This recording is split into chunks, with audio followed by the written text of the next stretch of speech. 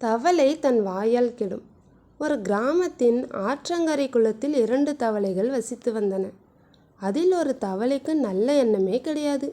எப்போது பார்த்தாலும் மற்ற உயிரினங்களை பார்த்து பார்த்து பொறாமைப்படும். ஒரு நாள் அது தனது நண்பனிடம், நாமும் ஆமை போல பெரியதாகி விடலாமா? அப்படி நாம் ஆனா மற்ற உயிரினங்களும் நம்மை கண்டு தலை வணங்கும் என்றது. அதற்கு அந்த இன்னொரு தவளை, நீ சொல்வது சரிதான், ஆனால் நமது உடல் பெரியதாக வளராதே என்று கூறியது. முயற்சி செய்பவர்களுக்கெல்லாம் கூடும், நாமும் ஆமை போல ஆக முயற்சி செய்வோம் என்று சொல்லியது அந்த பொறாமை பிடித்த தவளை.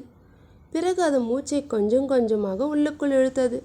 அத்துடன் உள்ளே இழுத்து மூச்சை தம் பண்ணி கொண்டு இன்னும் இன்னும் மூச்சை உள்ளே இழுத்தது. அதன் துர்புத்தி நண்பனான இன்னொரு தவளையோ தனது நண்பன் செய்த தவறை மேலும் மேலும் தட்டி கொடுத்தது.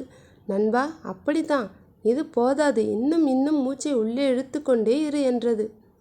அந்த பொறாமை கொண்ட தவளையோ தனக்கு நேரப்போகும் கதியை அறியவில்லை. அது மேலும் மேலும் காற்றை உள்ளுக்குள் இழுத்து தனது உடலை பெரியதாக்கும் முயற்சியில் ஈடுபட்டு கொண்டே இருந்தது.